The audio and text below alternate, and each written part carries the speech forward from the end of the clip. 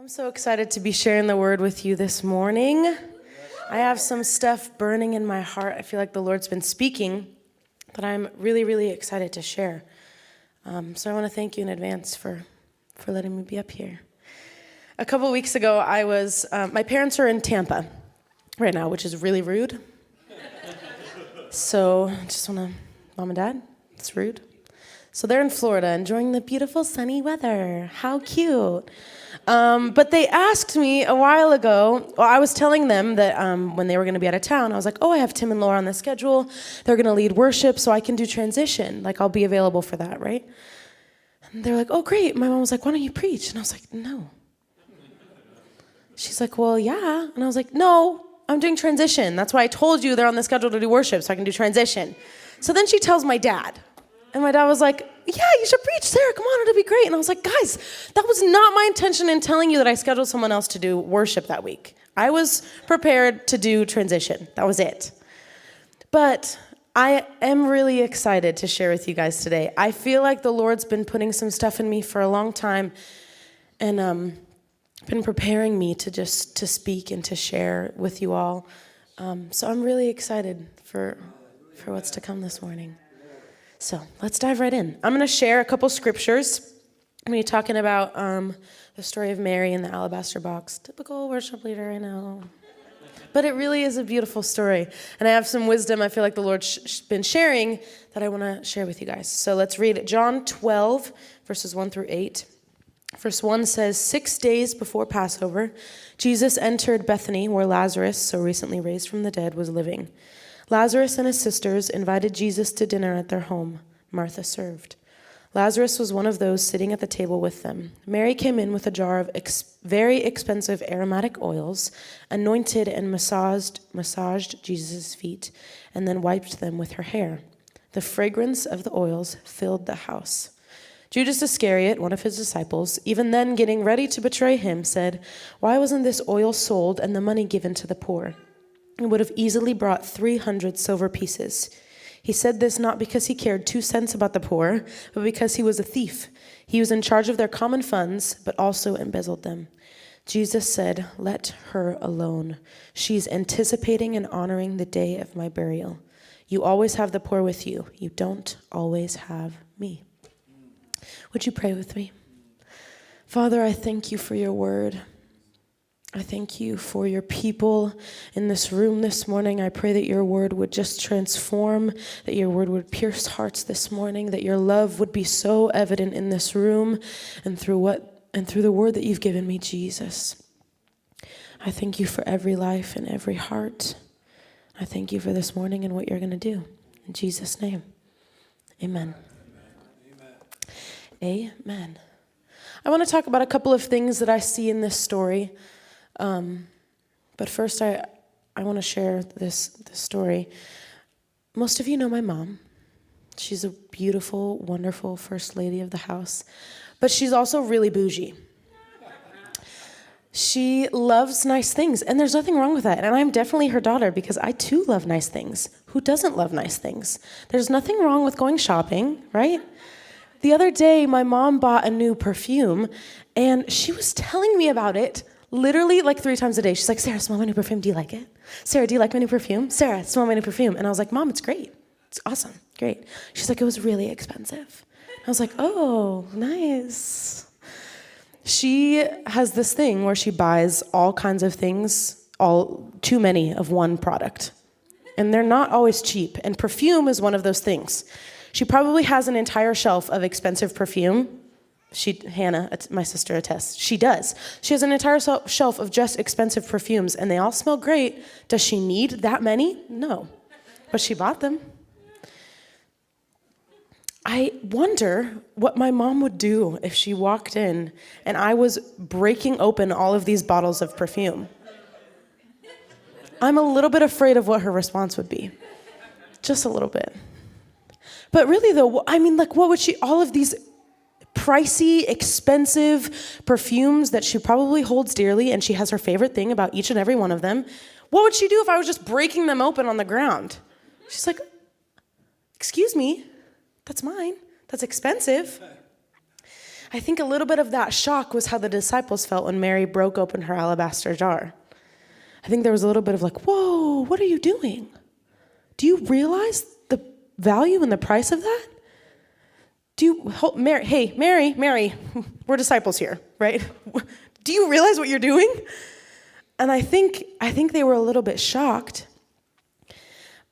But Jesus recognized the posture of her heart. Mary had a different value system than the disciples did. And in an eternal sense, her oil had no value. But to Jesus, it was costly. To Jesus, it was everything. To Jesus, her oil was so precious to him. And I think it's funny that the only disciple that, well, at least as of what we know, the only disciple that spoke was Judas. Even then, getting ready to betray the Lord. How interesting. The other disciples didn't dare speak in that moment. The fragrance filled the room, and I think that they recognized that there was something different about what Mary was releasing in that room. She was releasing her oil.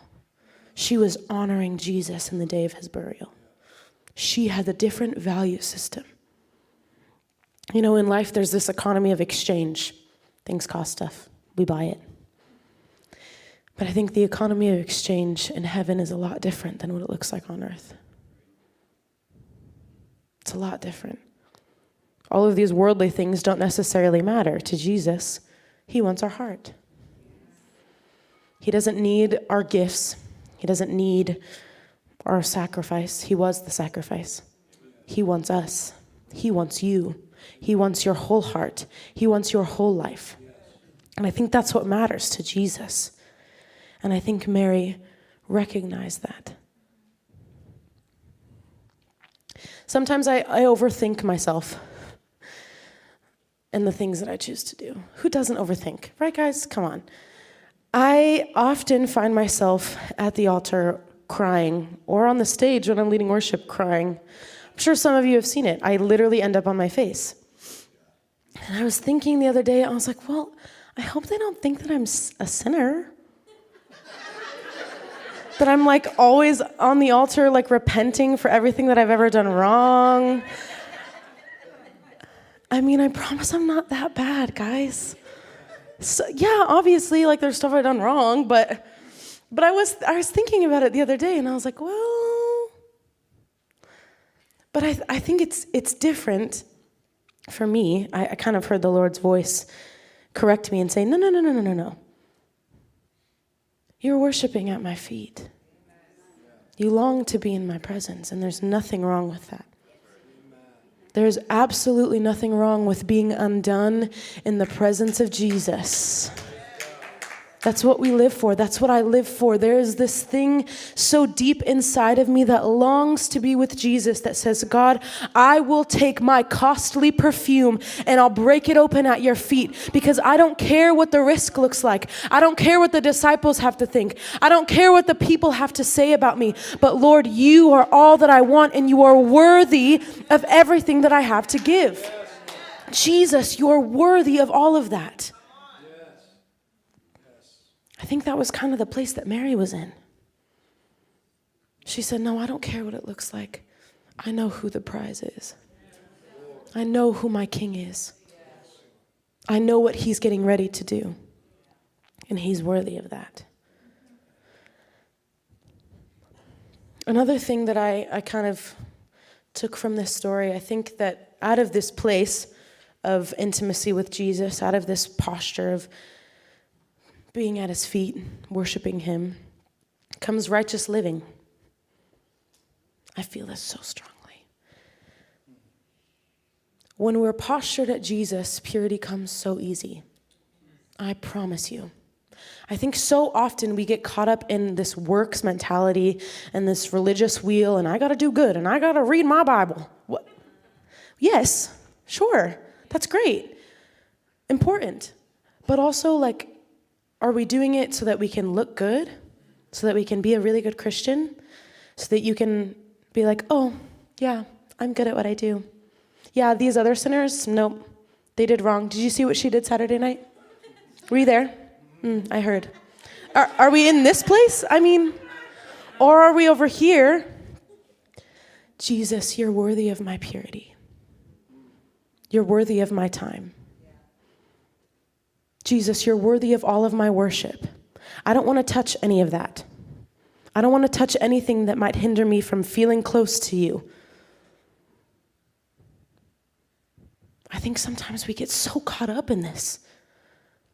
Did we forget what we're doing it for? Did we forget who we're living for? I want to read Romans 5, verse 1 and 2 in the Passion Translation. This is so good. It says, our faith in Jesus transfers God's righteousness to us, and he now declares us flawless in his eyes.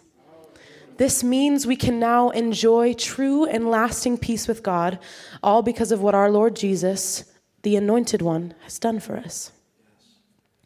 Our faith guarantees us permanent access into this marvelous kindness that has given us a perfect relationship with God. What incredible joy bursts forth within us as we keep on celebrating our hope of experiencing God's glory. How good is that? We've been given righteousness. It's a gift. Do you know that it's a gift? In Isaiah, it talks about how he's traded our filthy rags for robes of righteousness. It comes easy. Did you know that holiness is a participation before it's a practice? I'm sure you guys have heard my dad say that before. It's not something we strive for. It's something that was given to us through the life of Jesus. It was a gift. It's a gift. It still is today. Amen. It's not something we have to work toward. It's not something we have to strive for, but it's something that comes from this place of union with Jesus. We say, Jesus, you are mine and I am yours. And through that comes righteousness. Through that comes purity. And it's easy.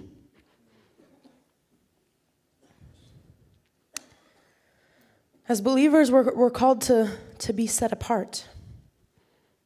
Sometimes that's a little bit difficult. I know it is for me. This last, almost 2 years since me and my family moved from Las Vegas, I have been really back and forth with the Lord about this. And I think this is why it's so heavy on my heart. It's been a hard 2 years. But I'm going back and forth with Jesus, and I'm like, what does it mean to be set apart? What does it mean to live righteously? Like, am I doing all of these things for good, or am I doing them for the Lord, or what am I even doing them for? And sometimes I think when there's a call on your life and you're following the call of the Lord, it can get really lonely. Sometimes you feel like you're the only one that's going down this path. You're just fighting and fighting and digging and digging. And you're like, God, what? Can I have some help here? But then I remember that righteousness is a gift. Then I remember that we have permanent access to this marvelous kindness of Jesus. Then I remember that he declares us flawless in his eyes. Flawless in his eyes. Church, there is nothing that you could do or that you can do or that you have done to separate you from the love of Jesus. There is nothing that you could do that you have done that will ever make him not love you any less than he does right now. Did you know that he already paid the price? Sometimes we forget. Sometimes we forget the value of it. Did you know that he already paid the price for you? That he already sent his son? What an act of love. What more can I give than to live righteous and live pure? What more can I give than to pour out my costly oil?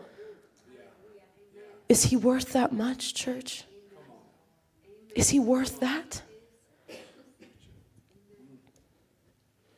I'm going through my notes so fast.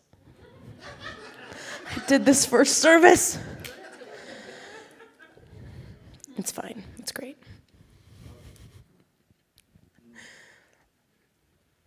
I love the part of John where it talks about how the fragrance filled the room.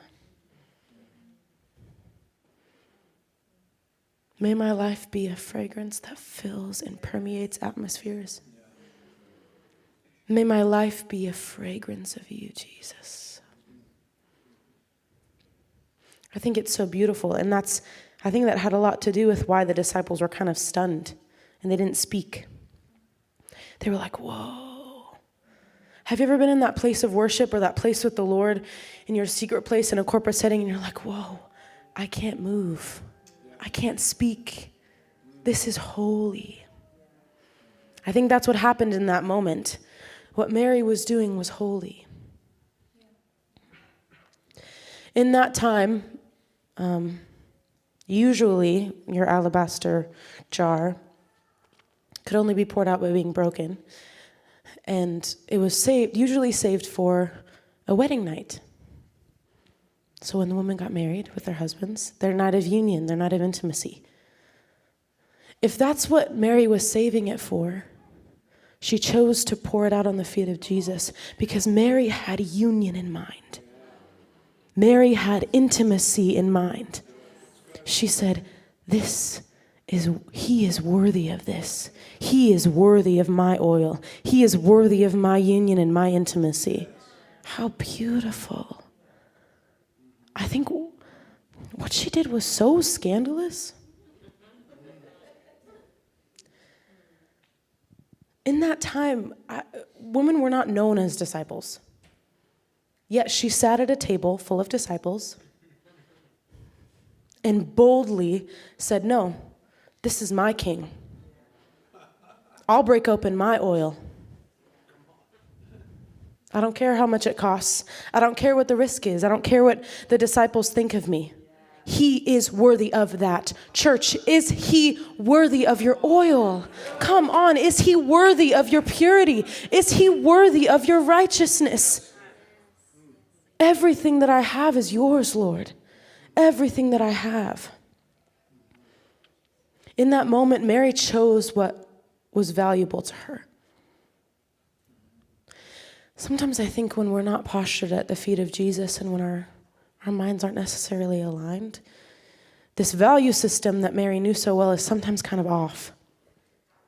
Our value system changes, and it doesn't line up with Jesus. I think sometimes we rob ourselves. We're robbing ourselves of what the Lord could give us. The Lord wants to give us because we're choosing to give our hearts to other things. It's like, oh God, well, I'll give you a little bit of my heart, but I just need this little piece because I have this thing and I just need it. You're robbing yourself. Don't allow yourself to give parts of you away that are so valuable to the Lord. Don't allow yourself to give things away so that people can treat them like trash. No. I've been there. I've done that, and I don't want any part of it. I'm choosing to give it all to Jesus. I promise you, there is no one that will value you like Jesus. There is no one that will value you like the Lord. There is no one that will treat you with such kindness than him.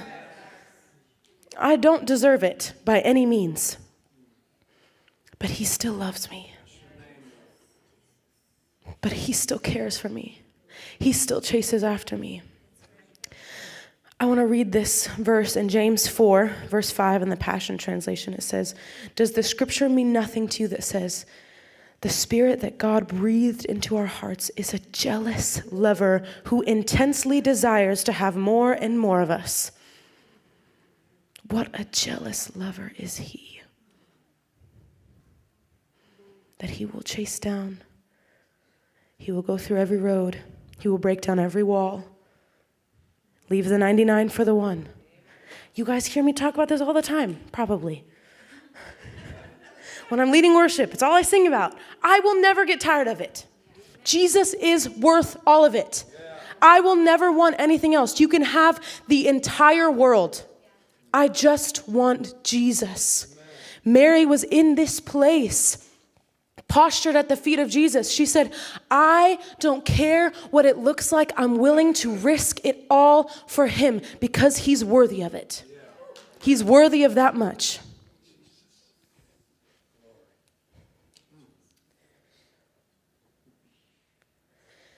The school that I went to, me and my siblings went to in Vegas, we went to a private Christian school. I graduated from there, so did my brother. But they do this really cool thing. Every year for a week, everyone in 7th to 12th grade goes on a mission trip, the whole school. And then they have like particular places you can choose from. And it was amazing. It was Missions Week. It was the best thing. I so value those moments that we had. And so a couple years in a row, I think my sister Hannah went a couple of times, but I didn't get to go with her because our ages didn't line up. Anyway, I went with David. I think 2 or 3 times. Me and my brother David went together. And it was amazing. We partnered with an orphanage down there, and we were able to minister to kids, minister to people, and do some labor work and just help them. And it really it taught us a lot. But one of the days on our mission trip, we got to go to Rosarita Beach and have tacos and go shopping. If you've ever been to Mexico and you're going shopping on the streets, you know that it's a little wild.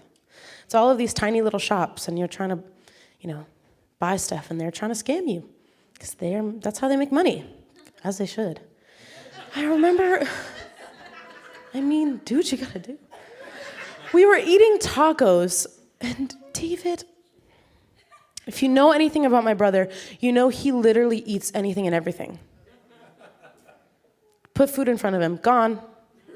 So he decides to eat the brain tacos.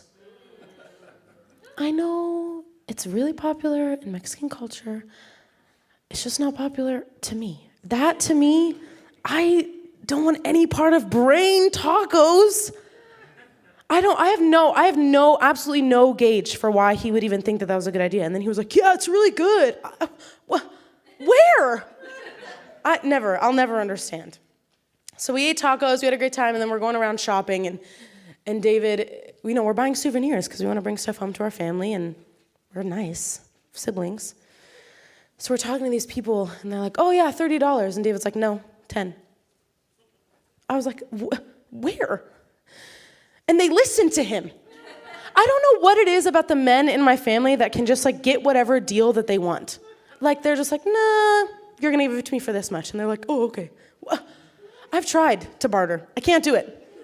I've tried. Doesn't work every time. They're 30. Okay, do you want 40? I'll give it to you. Fine. So David's bartering with these people, getting the best job. I learned quickly to not go away from him. If I wanted anything, I'm just going to stick right there so he can get me the best deal. I think so often we try to do this with the Lord. I think sometimes we barter with him. We're like, God, you want my whole heart, but I'm going to give you 75% because the 15 I need. 25? 15?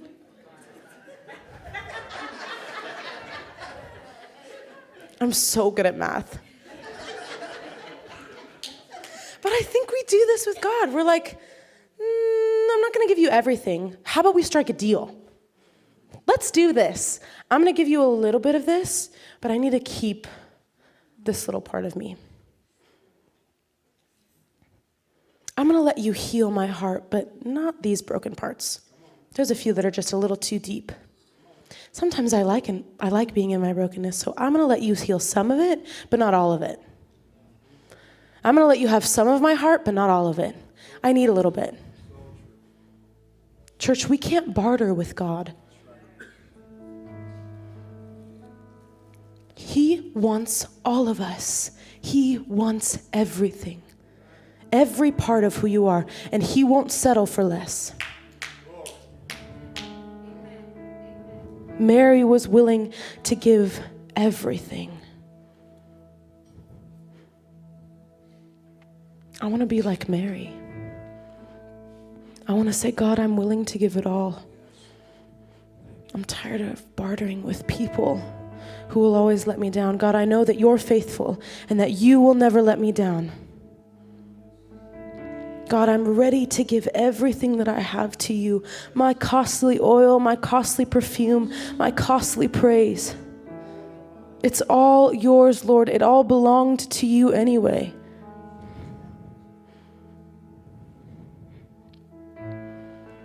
There's something so interesting in the story when Judas accuses Mary. Judas was careless and ignorant to the value system of heaven. He didn't recognize what was holy in that moment. But the first thing that Jesus did, he said, leave her alone. You don't know what she's doing. You don't know what she's preparing me for.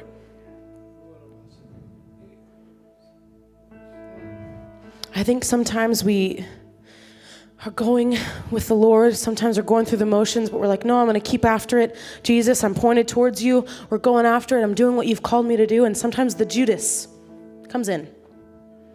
He said, what are you doing? Don't you know that this way would be so much better? Don't you know that you don't have to give Jesus all of your heart? Don't you know that some of that costly stuff you should keep for yourself? But in this place of being postured at the heart of Jesus, what does he do? He defends her. He says, that is my daughter. Leave her alone. That is my son. Leave him alone. That is my child who I am getting prepared to die for. That is my child. Those are my children. And these words that come and try to pierce you in these places, these words that try to pierce your identity or try to kill these dreams and these visions that God's placed inside of you, Jesus says, no. He breaks down every wall. He breaks down every lie. Jesus is our defender. There's so many beautiful songs that talk about it. All I did was praise. All I did was bow down. And still you've saved me. Still you've set me free. Still you fight my battles for me.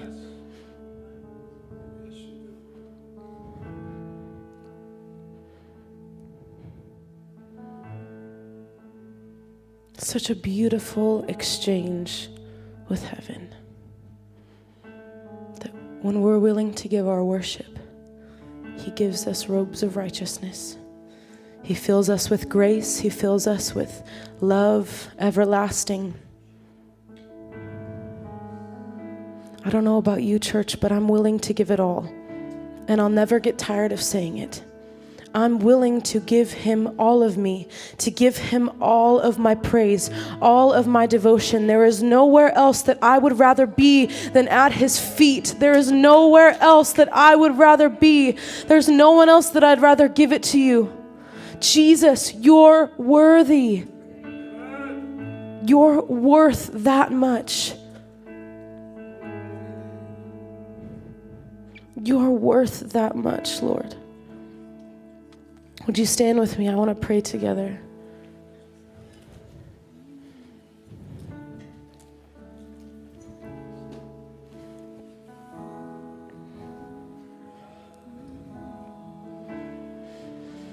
Jesus, you're worthy, you're worthy, you're worthy, you're worthy.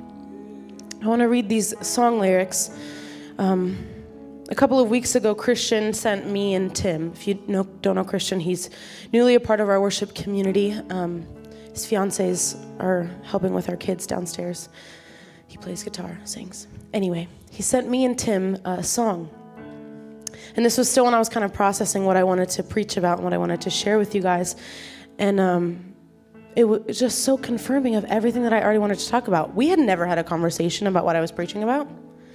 But I want to read some of the lyrics, and I just want you to close your eyes and posture your heart towards heaven. And I'm going to read these. It says, Mary sat at your feet with a time to waste. Raptured with your beauty, no rush, no haste. One act of love with a captured gaze. She poured it all out, every last ounce of praise. Without hesitation and without regard, she opened the bottle and poured out the jar.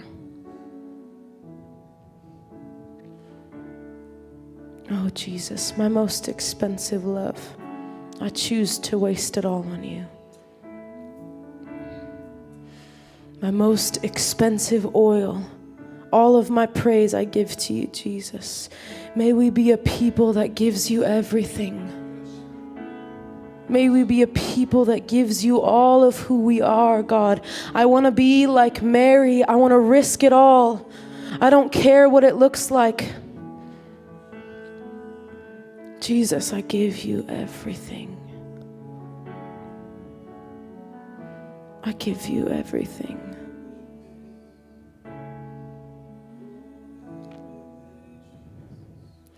If you're in this place and you feel like you want to rededicate or continue to give it all, or you just long to be with him, you have a longing to spend time in your presence, whatever it looks like, I want to open the altars and invite you to come.